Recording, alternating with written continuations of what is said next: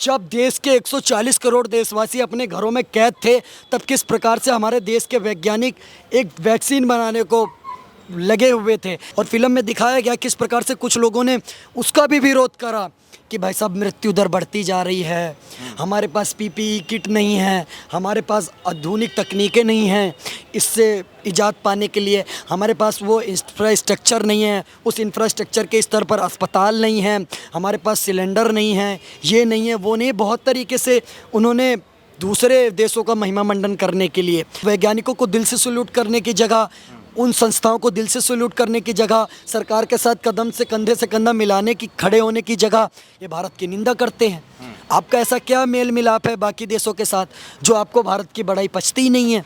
Sir देखिए, सबसे पहली बात अगर बात करें द वैक्सीन वॉर फिल्म की, तो जिस प्रकार से उसमें दिखाया गया कि एक सशक्त भारत की तस्वीर प्रस्तुत की गई है, जिसमें से कुछ लोग भारत में ऐसे लोग हैं जो सशक्त भारत को देखना नहीं चाहते, जो आत्मनिर्भर भारत से ही नफरत करते हैं। अगर कोई इस तरह की पिक्चर आ रही है जो भारत की आत्मनिर्भरता को दर्शाती है, तो कुछ लोगों को जो चाइना के प्रतिनिधित्व करते हैं, कुछ लोग जो और देशों का प्रतिनिधित्व करते हैं, भारत में रह कर भारत का खा करके दूसरे देशों का महिमा मंडन करते हैं, उनको पहले मिर्ची लगने लग जाती है। चाहे वो द कश्मीर फाइल फिल्म हो, चाहे वो केरला स्टोरी हो, चाहे वो अब आने वाली ये फिल्म है वैक्सीन को लेकर के द वैक्सीन वॉर, इसको हो, तो कहीं ना कहीं ये नज़रिया बदलने की ज़रूरत है, क्योंकि आप नज़र बदलोगे, नज़रिया अपने आप बदल जाएगा। अच्छा, आपने ट्रेलर देखा क्या, कैसा लगा आपको? सर बहुत बेहतरीन ट्रेलर है। एक बात बताइए, जब देश के 140 करोड़ देशवासी अपने घरों में कैद थे, तब किस प्रकार से हमारे देश के वैज्ञानिक एक वैक्सीन बनाने को लगे हुए थे, एक ऐसी लड़ाई लड़ने के लिए लगे हुए थे जिसका कुछ पता ही नहीं था इसमें होना क्या है, इसका निष्कर्ष कैसे निकलेगा। फिर भी वो परिणाम ना पता होते भी हुए भी वो इस लड़ाई में कूदे और उन्होंने करके दिखाया। आप चाहे उदाहरण देख के तौर पर देख लीजिए, हमारे देश में पहले सैनिटाइज़र का इतना महत्व तो नहीं था, बाहर से आते थे, सब कुछ होता था, पर जैसे कोविड आया 2 महीने के अंदर अंदर भारत सैनिटाइज़र के उत्पादन में इतनी बढ़ोतरी ले आया कि जिसका कोई रिकॉर्ड नहीं है। हमने सैनिटाइज़र खुद बनाया और पूरे विश्व को सैनिटाइज़र दिया ताकि वो लोग भी इस संक्रमण से बच सकें, क्योंकि इतना खतरनाक वायरस था। अगर उस वक्त ये सब चीज़ें नहीं होती तो हो सकता है कि आप नहीं होते, हो सकता है हम नहीं होते। आप सबने देखा लॉकडाउन के अंदर किस प्रकार से 3 महीने के लिए सब कुछ ठप हो गया, सड़कें वीरान हो गई, कहीं पर कोई व्यक्ति भी नज़र नहीं आता था।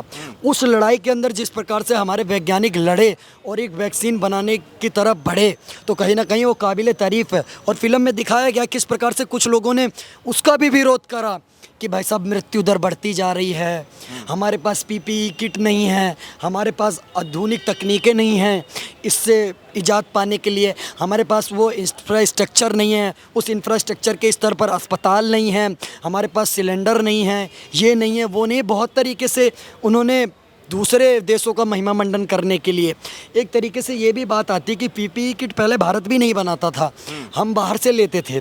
लेकिन जब ये महामारी आई तो कुछ लोगों ने चाइना की जीडीपी बढ़ाने के लिए ये बोल दिया कि क्या नाम है भाई साहब, आप वहाँ से आप खरीदिए क्योंकि आप बना नहीं सकते।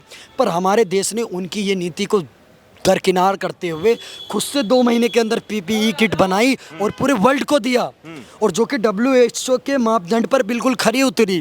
क्योंकि अगर हम बात करते हैं आत्मनिर्भर भारत की, तो सुई से लेकर के आसमान तक आज चंद्रयान 3 की चाहे सफल लैंडिंग हो, हर तरफ भारत आत्मनिर्भरता की ओर बढ़ रहा है। आप बताइए, इस फिल्म में जिसमें एक मानव जीवन की रक्षा के लिए सारे प्रकरण हुए, सबको किस प्रकार से बचाया गया, ये दिखाया जा रहा है। जहाँ पर हमारे देश के साइंटिस्ट दिन रात जाग करके एक ऐसी वैक्सीन लेकर के आते हैं जिसको भारत को ही नहीं पूरे विश्व को फायदा होता है। और भारत ऐसा पहला देश है जिसने अपने देश में तो वैक्सीनेशन कराया ही कराया, प्लस पूरे वर्ल्ड को वैक्सीन दी। अच्छा, आपने कहा कि वैक्सीन से पूरे विश्व को फायदा हुआ, लेकिन कुछ लोगों का कहना है इस फिल्म से किसको फायदा होगा? ये तो प्रोपोगेंडाबाज डायरेक्टर हैं विवेक अग्निहोत्री, जो अपना पैसा कमाने के लिए इस प्रकार की मूवी लेके आते हैं। अभी चुनाव से पहले वो मोदी भक्त हैं, इसलिए जो है सो ऐसे फिल्म लेके आ रहे हैं। वो मोदी जी द्वारा, बीजेपी द्वारा जो है सो फंडेड फिल्म है, इस फिल्म को बैन कर देना चाहिए। सर एक बात बताइए, वो जो विपक्ष को पसंद नहीं आता है देश की भूमिका की फिल्में, वो इनको फंडेड क्यों नज़र आती हैं? एक बार बताइए, जो केरला स्टोरी आई थी, वहाँ पर कांग्रेस के खुद के मुख्यमंत्री जी ने कहा है कि भाई साहब केरल में ऐसा हो रहा है, धर्मांतरण और लव जिहाद के ऐसे केसेस आ रहे हैं, अभी भी 30,000 लड़कियों का पता नहीं चल रहा है। फिर भी अगर कोई व्यक्ति उस पर फिल्म बना रहा है और वो पर्दे पर उसकी सच्चाई दिखाने का काम कर रहा है, तो ये लोग उसको देश विरोधी एजेंडा बताते हैं, उसको मोदी का भक्त बताते हैं और फंडेड मूवी बताते हैं। कहीं ना कहीं वो सारे मुद्दे देश से जुड़े हुए मुद्दे थे। क्या कश्मीर के अंदर जिस प्रकार से कश्मीरी पंडितों को वहाँ से भगाया गया, उनकी माँ बहनों के साथ गलत कृत्य करे गए, और जिस प्रकार से पंडितों कश्मीर छोड़ो ये मुहिम चलाई गई, अगर इसको पर्दे पर दिखाना मोदी जी की तारीफ करना है, तो कहीं ना कहीं विपक्ष की मंशा पर सवाल उठता है। क्या विपक्ष पाकिस्तान की हाँ में हाँ मिलाना चाहता है? क्या विपक्ष को पाकिस्तान या चीन जैसे देशों से फंडिंग हो रही है जो कि वो उनका एजेंडा चलाते हैं? ऐसा क्यों होता है भाई साहब? जो भारत के लोग चाहते हैं, जो उन्हें अच्छा लगता है, वो विपक्ष को बुरा क्यों लगता है? कभी आप राक्षस कह देते हैं, कभी कुछ कह देते, तो ये कुछ ऐसा कुछ नहीं है पत्रकार महोदय। क्या हो गया इस देश में? कहा जाता है कि जो फिल्म है वो हमारे समाज का दर्पण होता है, लेकिन इसी दर्पण को लेके लोग जो हैं सो आपस में उलझ जाते हैं। आपने देखा कि कैसे राजनीति स्टार्ट हो गई द केरला स्टोरी पे, द कश्मीर फाइल पे, उसके बाद गदर 2 पे, और अब जाके जो है ये द वैक्सीन वॉर पे। क्यों ऐसा होता है हमारे देश में? फिल्मों को लेके आपस में लोग क्यों दो धारों में बट जाते हैं? देखिए, सत्य परेशान हो सकता है, सत्य पराजित नहीं हो सकता। सत्य को आप कितने भी दबाने की कोशिश करेंगे, वो निकल करके आता ही है सामने। क्या 2019 में हमारे देश में लॉकडाउन नहीं लगा? क्या उसमें कई लोगों की जान नहीं गई? क्या हमारे देश ने नहीं देखा किस प्रकार से हमारे साइंटिस्टों ने, पुलिस बल ने और भी अन्य संस्थाओं ने देश को नहीं देखा? क्या लोग 3-4 महीने के लिए घर में कैद नहीं हुए? क्या हमने अपनों को नहीं खोया? ये सारी बातें हैं कि नहीं हैं? अगर उसको दर्शाने के लिए कोई फिल्म आ रही है, फिल्म के बिना आने से पहले ट्रेलर में ही मैंने ट्रेलर देखा, उसमें तो ऐसा कुछ भी नहीं है। उसमें सिर्फ और सिर्फ भारत की बात हो रही है कि भारत ने किस प्रकार से कोविड से लड़ाई करी और किस प्रकार से वैक्सीन का इजाद करके, वैक्सीन का निर्माण करके भारत के 130 करोड़ लोगों के साथ साथ पूरे वर्ल्ड की जान बचाई। यही विपक्ष के लोग हैं जो कहते थे कि भारत नहीं कर सकता, भारत के टेक्नोलॉजी इतनी सक्षम नहीं है, भारत के वैज्ञानिक इतनी सक्षम नहीं है जो ऐसी वैक्सीन लाएँ, और 130 करोड़ लोगों को कैसे वैक्सीन दोगे? कई लोगों ने तो ऐसे सवाल भी उठा दिए कि भाई साहब, जिसको वैक्सीन लग रही है उसका खात्मा हो रहा है। आप खड़े हैं, मैं खड़ा हूँ, हम सब बूस्टर डोज लगवा के खड़े हैं। तीसरा डोज हमने कहा लगवा कि रखा। मोदी वैक्सीन है, उस समय पे कहा था। एक बात बताइए, जिन्होंने ये बात बोली ना मोदी वैक्सीन है, सबसे पहले अगर वैक्सीन लेने का काम किसी ने करा तो उन लोगों ने करा है। मैं आपको नाम के साथ बता देता हूँ। सबसे पहले ये बात बोली थी समाजवादी पार्टी के टोटी चोर नेता ने, सबसे पहले वैक्सीन ली। कांग्रेस पार्टी के सभी नेताओं ने सबसे पहले वैक्सीन ली। तो कहीं ना कहीं ये लोग जो है प्रोपेगेंडा फैलाने की कोशिश करते हैं, क्योंकि अगर कोई भी अच्छा काम कर रहा है तो उसकी तारीफ करनी चाहिए। हमारे देश में पहले नहीं बनती थी पीपी किट, आज बन रही हैं, तो तारीफ़ काबिल है कि नहीं है? 2023 में हमने चंद्रयान पर सफल लैंडिंग करी, उससे पहले नहीं करी, तो वो बात चर्चा तो होगी ना कि आपने ये 60 साल में क्यों नहीं करा। 60 साल में अगर ये लोग शौचालय नहीं बना पाए, आज के सरकार ने बना दिया, तो कम से कम ये ना बोला जाए कि शौचालय बने अच्छा हुआ। उसके ऊपर भी एक फिल्म आती है तो उस पर उसका भी विरोध करने लग जाते हैं लोग। अच्छा, हर फिल्मों का विरोध करने में लग जाते हैं लोग, लेकिन क्या इस प्रकार की जो फिल्म है वो सरकार के सहयोग से ही बनता है? आपको नहीं लगता है कि इसका रिलीजिंग डेट जो है सो वो थोड़ा सा चुनाव के नज़दीक आते समय ही कर दिया गया है? ये बाद में भी हो सकता है।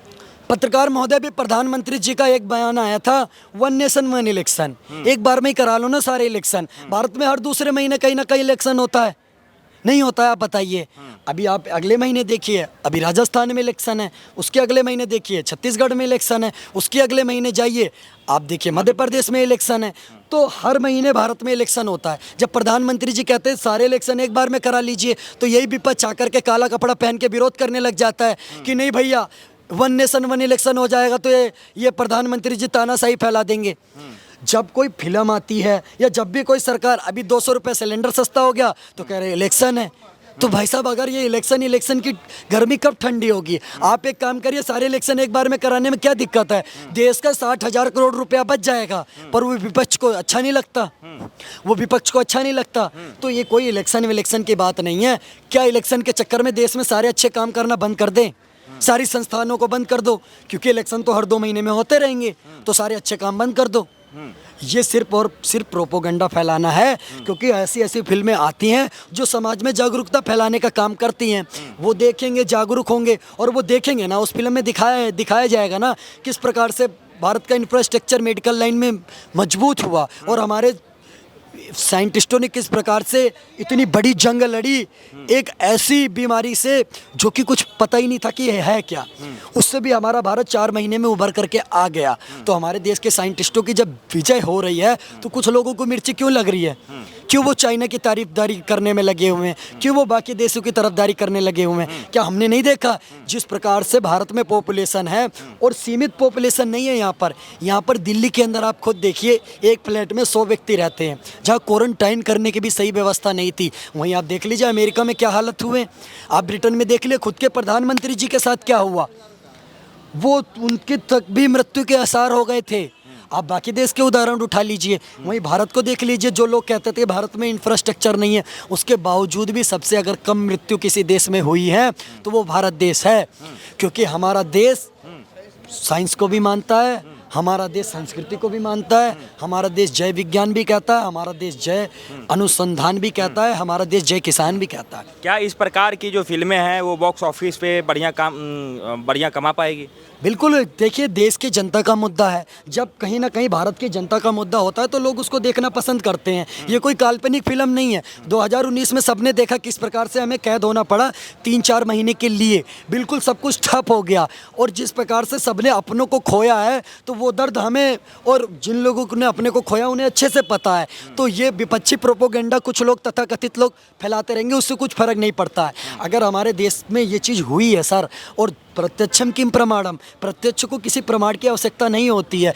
भारत के 140 करोड़ देशवासियों ने मौत का नंगा नाच अपनी आंखों से देखा है, और भारत के ही लोगों ने नहीं, भारत तो फिर भी कोरोना से जिस प्रकार से हमारे साइंटिस्टों ने और सरकार ने लड़ाई लड़ी है उसको मैं दिल से सैल्यूट करता हूँ। आप बात करिए दूसरे देशों की, तो हमने देखा वहाँ पर क्या हालत हुए, कफन तक नसीब नहीं हुआ, लाशों को जलाने तक की जगह नहीं मिली, दफन करने तक की जगह नहीं मिली, ये हमने अपने आंखों से देखा है। तो कहीं ना कहीं अगर वो चीज़ हमारे सामने आ रही है, फिल्म के माध्यम से दर्शाई जा रही है, और आत्मनिर्भर भारत की पहल दिखाई जा रही है, किस प्रकार से हमने उस असीमित बीमारी जिसका हमें पता ही नहीं था कि कहाँ से शुरू हुई और कहाँ ख़त्म होगी, वो है क्या, उससे भी अगर भारत ने 3 महीने में निजात पाने का काम करा, एक ऐसी वैक्सीन लाने का काम करा जो भारत सहित पूरे विश्व को, जिसने ये बताया कि भाई साहब हम क्या हैं, आत्मनिर्भर हम, सबसे बढ़कर हम, अगर ऐसा कुछ करके दिखाया है तो उसको वैज्ञानिकों को दिल से सैल्यूट करने की जगह, उन संस्थाओं को दिल से सैल्यूट करने की जगह,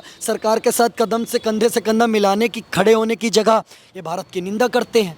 आपका ऐसा क्या मेल मिलाप है बाकी देशों के साथ जो आपको भारत की बड़ाई पचती ही नहीं है?